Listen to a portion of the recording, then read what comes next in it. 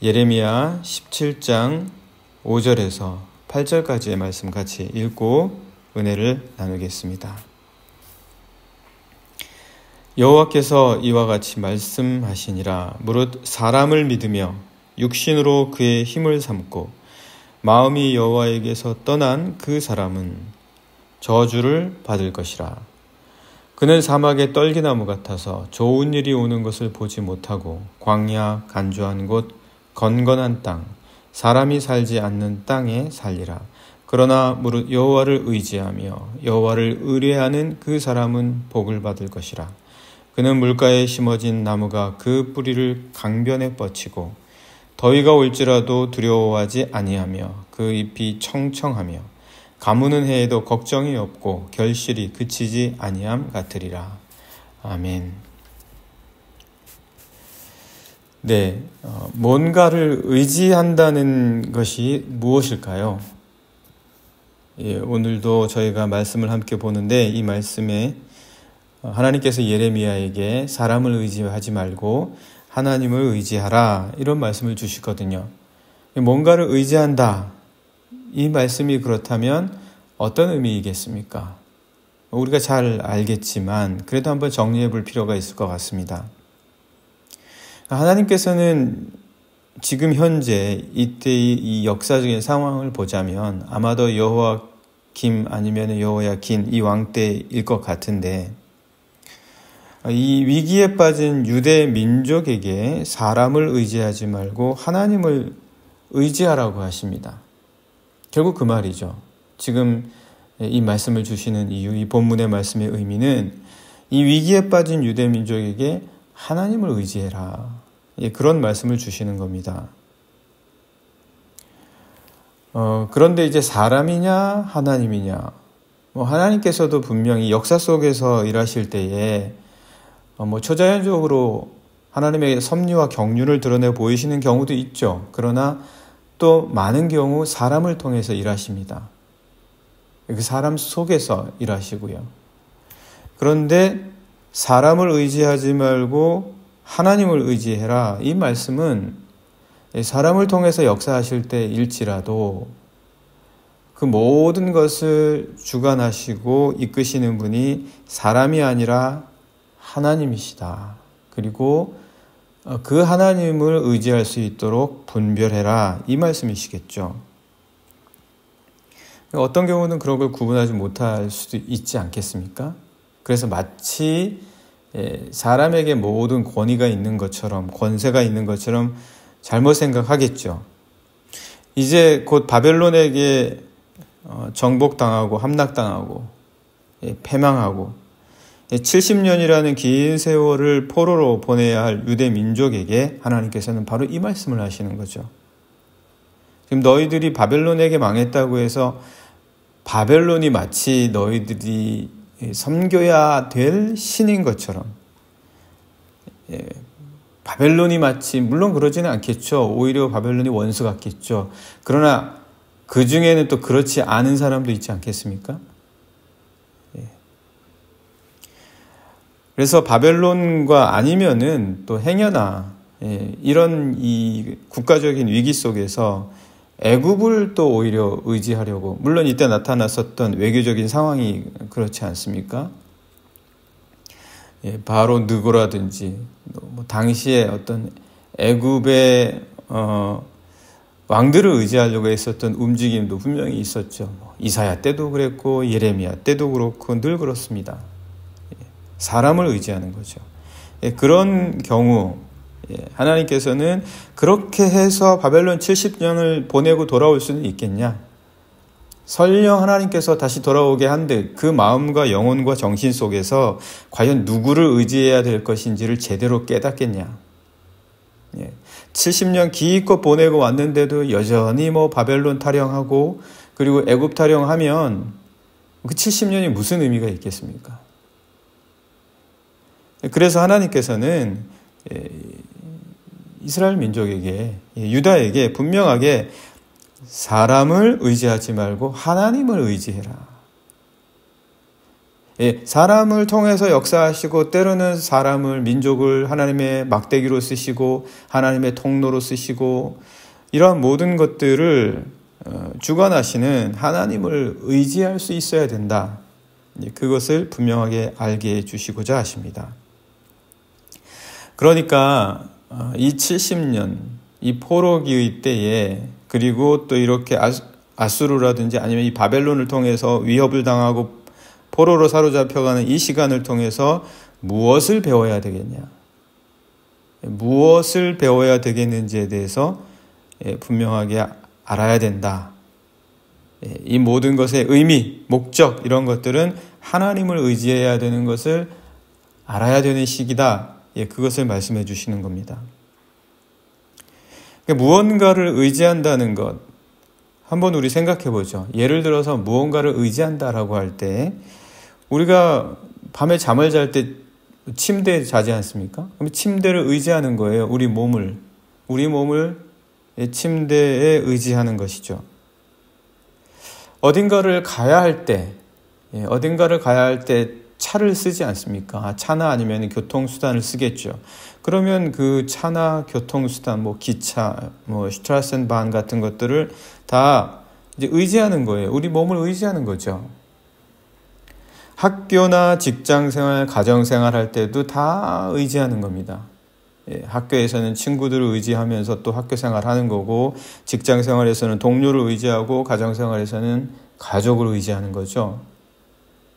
그러니까 의지한다라는 게 뭡니까? 의지한다라는 것은 삶의 일상에서 가장 기본이자 밑바탕인 겁니다. 의지라는 것은 도움을 바란다 이런 것도 우리가 당연히 생각해야 되겠지만, 그러나 가장 우리 삶의 기본이 되고 밑바탕이 되는 게 바로 의지입니다.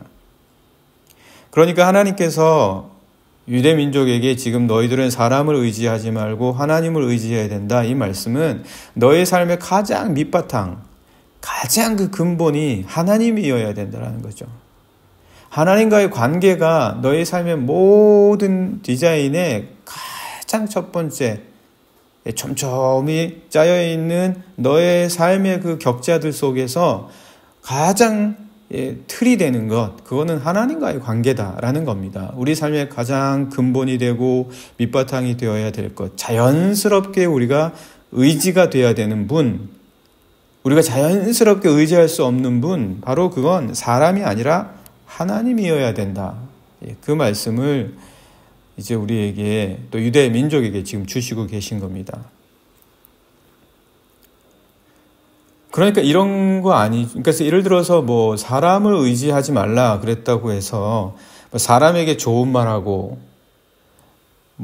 사람 낯에 좋은 이야기 해주는 거, 아니면 사람의 눈치 보고 사람한테 이해하는 거,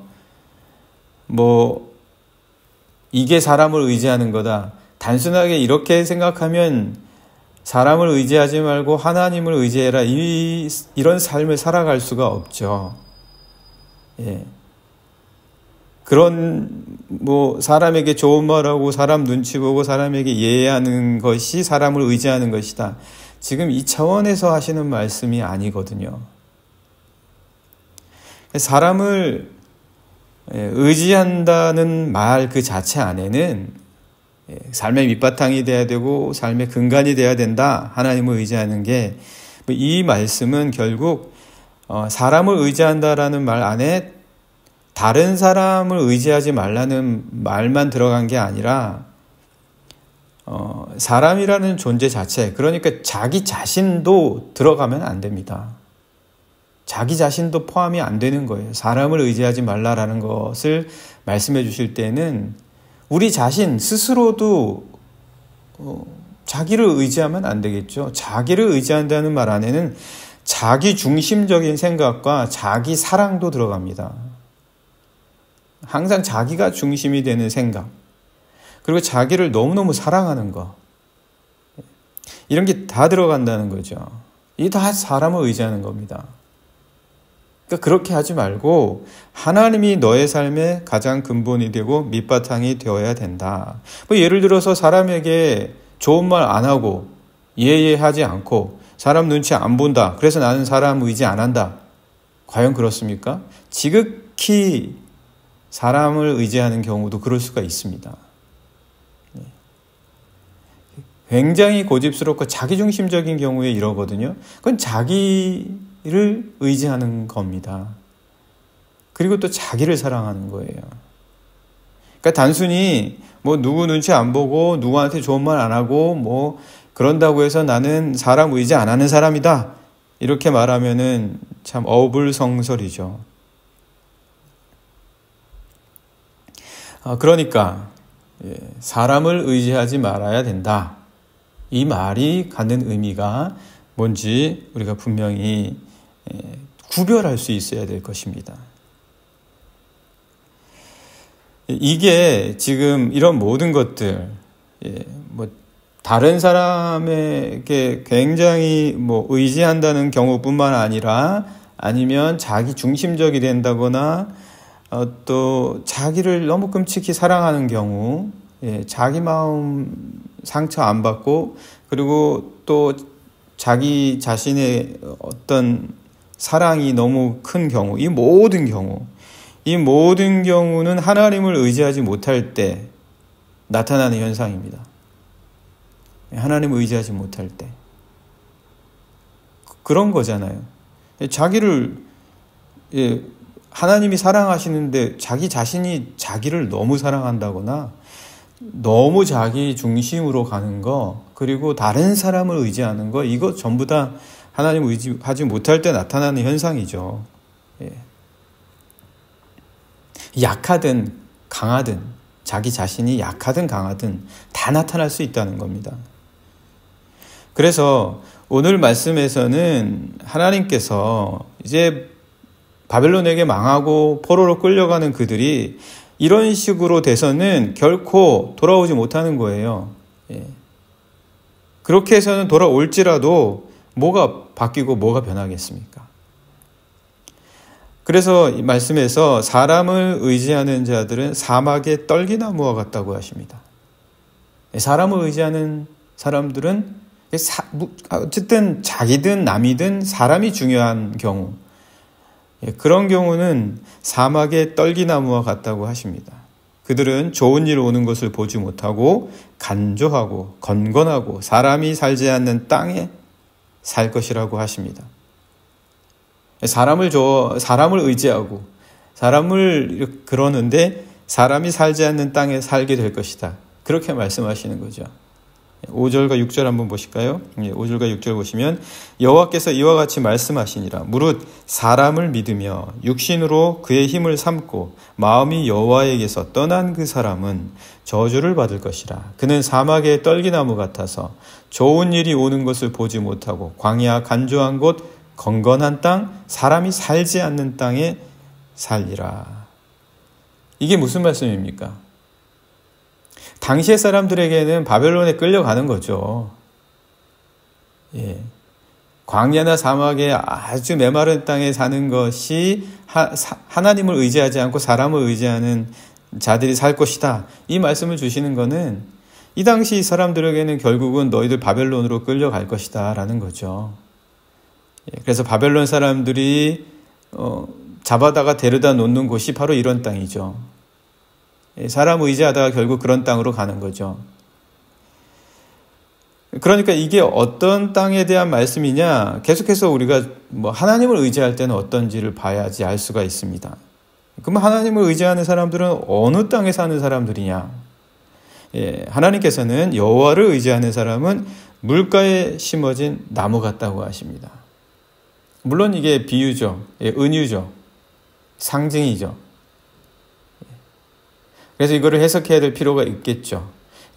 그렇지만 이때 이 당시에는 너무나도 분명하게 사로잡혀갈 그 땅이죠. 그러면서 이제 이 여호와 하나님을 의지하는 사람은 물가에 심어진 나무와 같다고 하시면서, 그러나 더위가 올 수도 있고 가뭄이 올 수도 있다. 더위가 올 수도 있고 가뭄이 올 수도 있지만 그럼에도 불구하고 뿌리를 내리고 청청하여서 결실함이 그치지 않는다. 이렇게 말씀을 하십니다. 7절과 8절 한번 보실까요? 7절, 8절.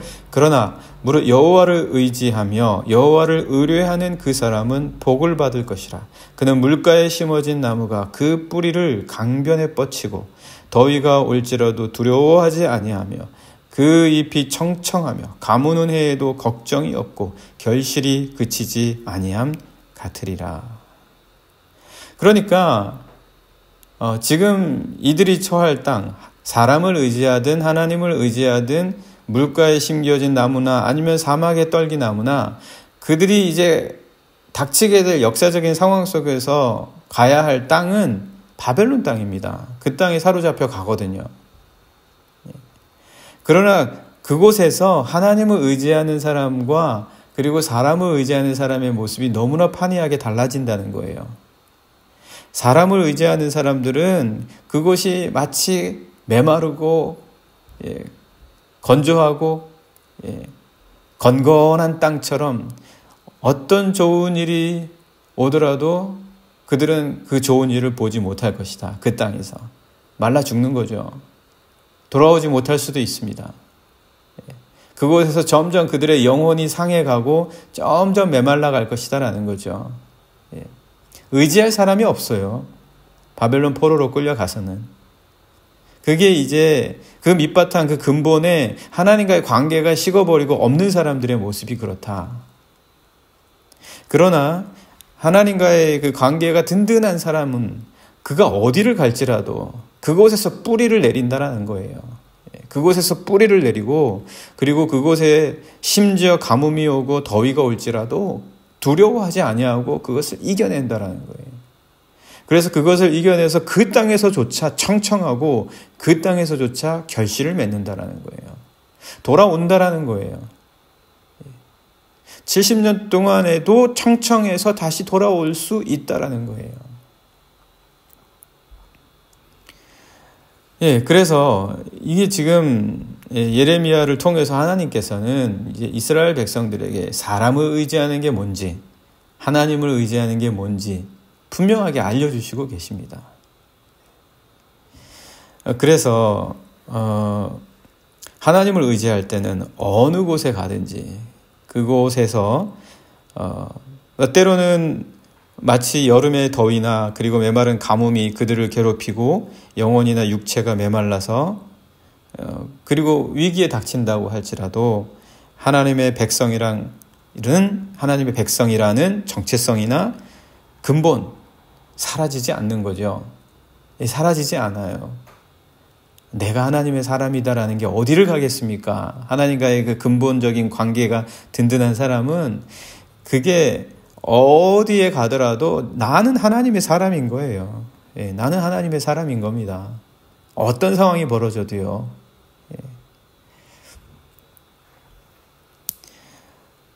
그러나 또 돌아오지 못할 사람도 있을 겁니다. 하나님의 신앙을 버리는 사람도 있을 거예요. 뭐 조그만 가뭄이 오거나 뭐 조그만 광야 같은 곳에 가면 하나님이 어디 있습니까? 하나님이 어디 있어요? 하나님의 삶이 어디 있어요? 어떤 이유를 대서라도 스스로 살아남으려고 하겠죠. 사람을 의지하면서. 그래서 하나님을 의지하는 사람들은 어느 곳에서라도 그 근본과 밑바탕이 뿌리는 보이지 않잖아요. 그러니까 뿌리니까 보이지 않지만 그래서 겉으로 보기에는 잘 모를 수도 있겠지만 하나님을 의지하는 사람들은 물가에 심기운 나무처럼 반드시 열매를 맺고 살아남아서 70년이 지나도 돌아올 것이다. 자기의 정체성을 잃어버리지 않을 것이다. 70년이 지나든 100년이 지나든 1000년이 지나든 자기는 하나님의 사람이라는 것을 잊어버리지 아니하고 자기가 가야 할 땅이 어딘지 알고 자기가 뿌리를 내려야 할 곳이 어딘지를 알고 그곳을 향해서 뿌리를 뻗치는 사람이다라는 거죠. 오히려 멀어지면 멀어질수록 그 뿌리에 뻗어나가는 힘이 더 강력하다는 거예요. 이게 하나님을 의지하는 사람이냐 사람을 의지하는 사람이냐 그 차이다. 드러나지는 않지만 하나님을 의지하는 사람들의 모습은 바로 이렇다. 그래서 예레미야를 통해서 바로 70년 동안이라도 너희들은 강변에 심기운 나무처럼 다시 돌아오도록 내가 이끌겠다 하나님께서는 이 말씀을 주십니다. 예레미야를 통해서 바벨론 포로에서 살아남을 사람들의 모습이 바로 이런 모습일 것이고, 오늘날 우리 이 시대를 살아가는 우리 그리스도인들도 바로 이와 같은 모습이 되어야 될 줄 분명 믿습니다. 오늘 이 시간 함께 같이 기도하기 원합니다. 하나님, 물가에 심기운 나무와 같이 되게 해 주시옵소서.